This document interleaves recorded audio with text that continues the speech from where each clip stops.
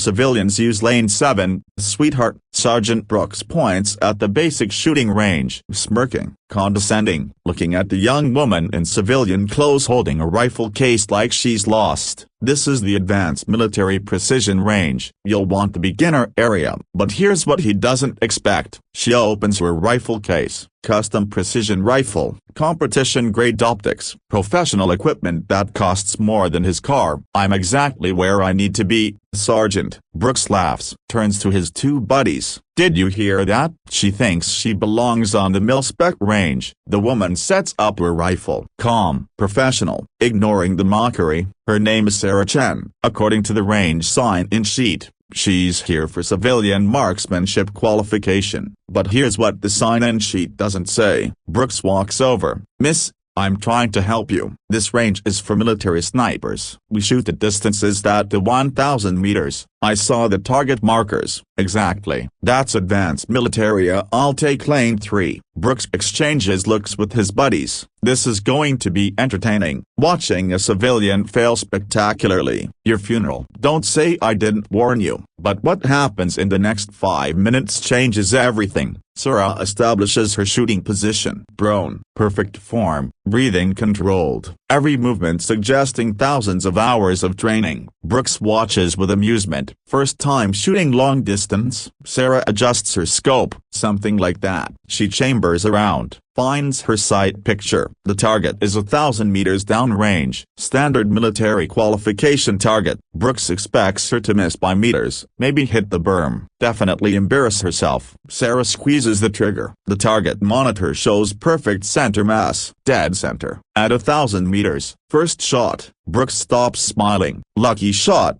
he mutters. Sarah chambers another round. Doesn't respond. Just shoots. Second shot. Perfect center mass. Third shot. Same location. Fourth shot. Starting to cluster. Fifth shot. Now Brooks is paying attention. By the 10th shot, all three men are staring. 10 rounds. 10 perfect hits. Grouping tighter than most military snipers achieve. What the hell? Brooks walks over. Who are you? Sarah stands. Safes her weapon. Just a civilian, Sergeant. Using lane 7 would have been insulting. But here's where Brooks makes his mistake. Those are decent shots for a civilian. But military precision requires. Sarah points at her rifle. At small marks engraved on the stock. Tally marks. Lots of them. What are those? Brooks asks. Confirmed kills. The range goes silent. You're military? Former. What unit? Sarah picks up her rifle case, the kind that doesn't appear on official rosters. Brooks pulls out his phone, takes a photo of Sarah, runs it through military facial recognition database. What loads makes him drop the phone. Holy shit, you're Ghost. That call sign stops everyone who hears it. Here's what you need to understand about that name. Ghost isn't a civilian shooter. Ghost is a legend, a classified operator with the highest confirmed kill count in modern U.S. military history. 119 confirmed eliminations. Sergeant Brooks,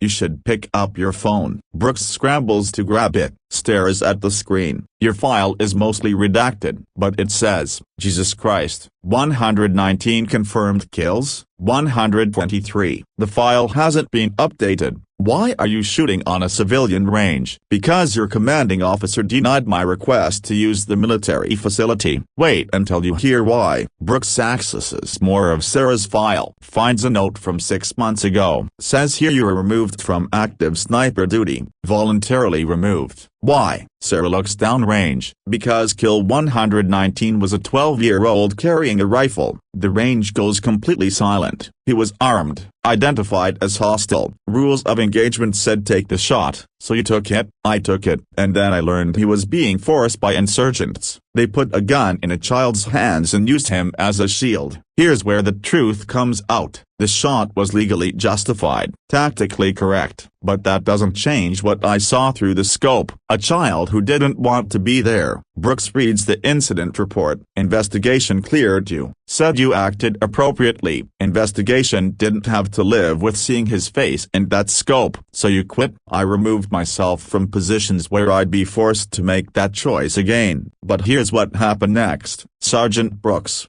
Why did your CO deny my range access? Brooks looks uncomfortable. He said your file showed you were unreliable. Said you quit when things got hard. I quit when following orders meant killing children. But you still shoot? Sarah looks at her rifle. I still maintain skills, in case I'm needed for situations that don't involve 12-year-olds. What Brooks does next changes everything. Ma'am, I need to make a call. He walks away, talks on his phone for 5 minutes, returns looking sheepish. Ghost. I owe you an apology. I just spoke with my battalion commander. He wants to meet you. Why? Because we have a hostage situation. Sniper team can't get a clear shot. They need someone who can make impossible shots. I don't take military contracts anymore. It's not military. It's FBI. Bank robbery. 3 hostages. Sniper has a shot but it's through a window at 800 meters with wind. Here's where Sarah faces her choice. Why do they need me? Because the only clear shot involves the 4-inch gaps between the hostage and the suspect's head. Standard military doctrine says it's too risky. How old are the hostages? 2 adults and 1 8-year-old girl. Sarah picks up her rifle case. Where? 47 minutes later,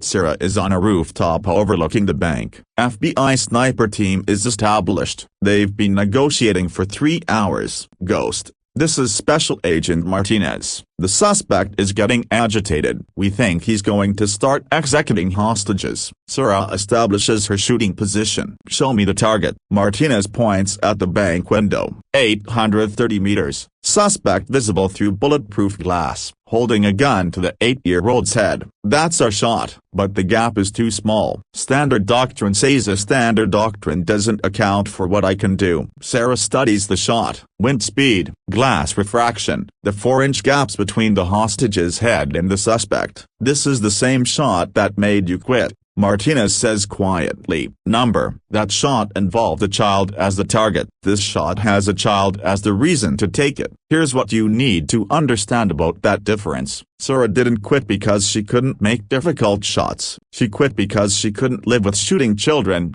even when regulations said it was justified. This shot saves a child. I need absolute silence for 30 seconds. The entire tactical team goes quiet. Sarah finds her breathing rhythm. Heartbeat slowing, the world narrowing to scope and calculation. Wind speed, 7 knots. Glass deflection, calculated. Suspect movement pattern, identified. The 4-inch gap, measured. Sarah squeezes the trigger. 830 meters away. The bulletproof glass shatters. The suspect drops. The hostage is unharmed. Perfect shot. Total silence. Then chaos. SWAT team breaches. Secures the hostages. The 8-year-old girl is crying but uninjured. Martinez approaches Sarah. That was impossible. That was necessary. The gap was 4 inches. In wind. Through glass. The alternative was watching a child die. But here's what happens next. 2 days later, Sarah receives a call from the Pentagon, from a general whose name she recognizes. Ghost. We need to talk about bringing you back. Sir, I'm not returning to military operations. I'm not asking you to. I'm asking you to train the next generation. Train them to do what? Train them to make shots like the bank rescue, and train them to know when not to take shots like the one that made you quit. Here's where Sarah's purpose becomes clear. General, you want me to teach snipers to have a conscience. I want you to teach them judgment. The difference between a justified shot and a just shot. Those aren't always the same thing. That's exactly why we need you. 3 weeks later, Sarah stands before 30 military sniper candidates, her civilian clothes replaced by instructor uniform. That ghost call sign no longer something she hides from. My name is Sarah Chen. Call sign. Ghost. 123 confirmed kills. One of them still keeps me awake at night. The students lean forward. I'm going to teach you 2 things. First, how to make shots that others call impossible. Second, how to live with the shots you make. For 16 weeks, Sarah transforms 30 snipers into precision marksmen. But more importantly, into thinking warriors. This is an impossible shot. 4-inch gap, 800 meters, through glass. I'm teaching you how to make it. She demonstrates the bank rescue shot in simulation. This is a justified shot. 12-year-old carrying a weapon. Rules of engagement say fire. I'm teaching you to question those rules. She shows them the incident that made her quit. Your job isn't just to pull the trigger, it's to understand the weight of every bullet you fire. On graduation day,